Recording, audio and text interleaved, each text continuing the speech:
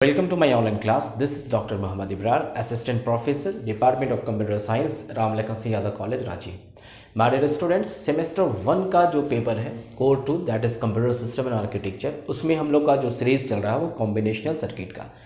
हम लोगों ने लास्ट लेक्चर में देखा था कॉम्बिनेशनल सर्किट में डिकोडर, और हम लोगों ने डिकोडर को बनाना सीखा, उसके ट्रूथ टेबल को भी फाइंड करना आपने सीखा। ठीक है, आज के लेक्चर में हम उसकी अपोजिट जो है वो है इनकोडर, उसके बारे में आज हम डिस्कस करेंगे। इनकोडर क्या होता है, इसकी ब्लॉक डायग्राम और इसकी ट्रूथ टेबल और फिर लॉजिक डायग्राम। देखें, जब भी क्वेश्चन इस टाइप से पूछाएगा इनकोडर क्या है और डिकोडर क्या है, तो इसकी कंप्लीट डेफिनेशन के साथ साथ इसके सारे डायग्राम है, ट्रूथ टेबल आपको बना के और बुलियन एक्सप्रेशन को निकालना होगा। ठीक है, तो चलिए सबसे पहले इसकी डेफिनेशन दिखाते हैं। इनकोडर की डेफिनेशन क्या है, इसकी डेफिनेशन देखते हैं। डेफिनेशन है it is a combinational circuit या an encoder is a combinational circuit that performs the reverse operation of decoder, यानी डिकोडर का जो भी ऑपरेशन थी, जो भी फंक्शंस थी, उसकी ये अपोजिट फॉलो करती है और परफॉर्म करती है।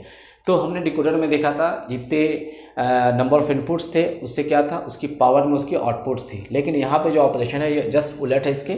इसमें क्या होगा, it has maximum of 2 to the power n input lines and n output lines, यानी यहाँ पे इनपुट लाइन जो है, इनपुट लाइन ये 2 to the power n होगा और आउटपुट लाइन जो होगा वो सिर्फ n होगा। ठीक है, तो ये जो ऑपरेशन है डिकोडर से इसकी उलट है। ओके, तो ये डेफिनेशन थी। अब इसकी हम ब्लॉक डायग्राम बना के आपको दिखाते हैं कि इसकी इनपुट्स क्या और इसकी आउटपुट्स क्या है। ठीक है, इसकी ब्लॉक डायग्राम देखते हैं। ब्लॉक डायग्राम में क्या है, ये जो है हमारा 4 to 2 डिकोडर है, 2 इनकोडर है, 4 to 2 इनकोडर है, राइट।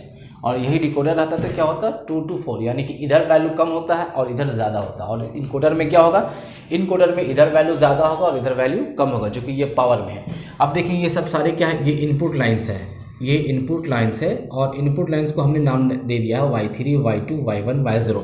आप कोई भी नाम डाल दें, कोई फ़र्क नहीं पड़ता है। आप y लें, x लें, z लें, कोई भी कुछ भी आप लें, d लें, ठीक है। और इसकी आउटपुट लाइन को हमने देखा है a और b, तो ये कौन सा लाइन हो गया, आउटपुट लाइन्स। तो अब देखें आप जो है यहाँ पे इनपुट लाइन्स क्या जा रही है, y0 से लेकर y3 तक जा रही है और आउटपुट हमें क्या मिल रहा है, a और b का। तो ये ब्लॉक डायग्राम है इनकोडर का, राइट। इनकोडर का ये ब्लॉक डायग्राम है और इस ब्लॉक डायग्राम में कितने नंबर ऑफ इनपुट लाइन्स है, 4, आउटपुट 2 है, तो इसको हम क्या कहेंगे, 4 to 2 इनकोडर। ओके, अब चलें इसका ट्रूथ टेबल को आपको हम दिखाते हैं कैसे इसका ट्रूथ टेबल बनाते हैं। ओके, इसकी ट्रूथ टेबल आप देखें, यहाँ पे हमने ट्रूथ टेबल में ये जो हमने यहाँ पे इनपुट लाइन ले लिया है, यहाँ पे क्या है, ये इनपुट लाइन है आपका, ठीक है ना। और इसको हम यहाँ लिख सकते हैं, ये इनपुट लाइन है, इनपुट है, और ये हमारा क्या है, आउटपुट है। ओके, अब यहाँ देखें, यहाँ पे हम इनपुट लाइन क्या लेंगे, यहाँ पे जो वैल्यू है यहाँ पे क्या लेंगे। तो सबसे पहले देखते हैं y0 यहाँ इस तरीके से लिखा हुआ है, तो सबसे शॉर्टकट जो तरीका है उसका ये है, y0 को वैल्यू जो है यहाँ पे हम 1 ले लेंगे, बाकी में क्या कर देंगे, 0 कर देंगे। उसी तरीके से y1 में 1 लेंगे, बाकी में क्या कर देंगे, 0 कर देंगे। y2 में 1 ले लेंगे और बाकी में क्या कर देंगे, 0 कर देंगे। और y3 में 1 कर देंगे, बाकी में क्या कर देंगे, 0 कर देंगे। ओके, तो ये देखें इस तरीके से जो है इसका ट्रूथ टेबल का इनपुट्स है। ध्यान रहे y0 में सिर्फ 1 है, बाकी में 0, y1 में 1 है, बाकी में 0, y2 में 1 है, बाकी में 0। अब इसका आउटपुट क्या होगा, अब इसका जो आउटपुट है उसको हम देखते हैं कि अब देखें यहाँ पे y0 है तो इसका बाइनरी नंबर क्या होता है, 0 0। 0 का क्या बाइनरी नंबर होगा, 0 0। फिर यहाँ देखिए 1 है तो 1 का बाइनरी नंबर क्या होगा, 0 1। फिर 2 है, 2 का बाइनरी नंबर क्या होता है, 1 0। फिर 3 है, 3 का बाइनरी नंबर क्या होगा, 1 1, राइट। तो अब देखें आउटपुट हमने कैसे निकला, ध्यान से देखें।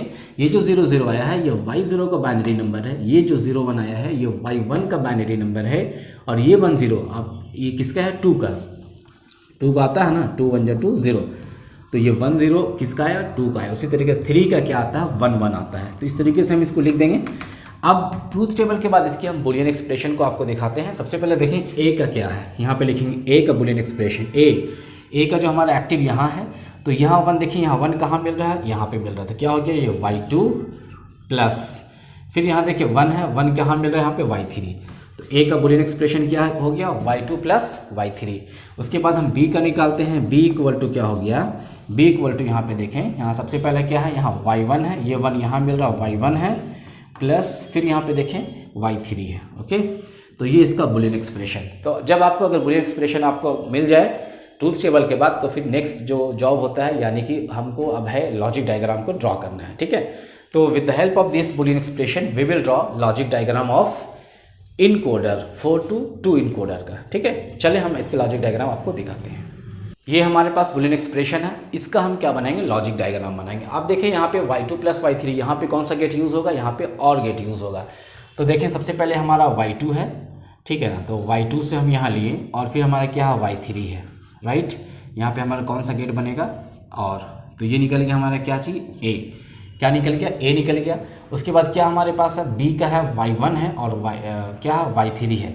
तो हम चाहे तो y3 को यहाँ से ले सकते हैं, ठीक है ना, और नेक्स्ट क्या है y1 है, तो y1 को हम यहाँ से लेंगे और यहाँ क्या बन जाएगा, ये b निकल जाएगा। देखिए कितना आसान डायग्राम बनाना, लॉजिक डायग्राम। ये 4 to 2 डिकोडर का लॉजिक डायग्राम है। यहाँ देखिए कितना सिंपल है, ये हमने यहाँ पे लिखा y2 + y3, यहाँ y2 y3 का और गेट हो गया। फिर हमने लिखा y1 + y3, ये y1 का और y3 का हमने यहाँ से लिया और गेट बना के यहाँ हमने a और b दिखा दिया। तो इस तरीके से लॉजिक डायग्राम को ड्रॉ करते हैं। अगर आपके पास बुलियन एक्सप्रेशन है तो आप लॉजिक डायग्राम ईजिली इसको है ड्रॉ कर सकते हैं। तो आज के लिए हमारे पास इतना ही, और नेक्स्ट डे हम लोग फिर मिलते हैं नए टॉपिक के साथ। Thank you very much.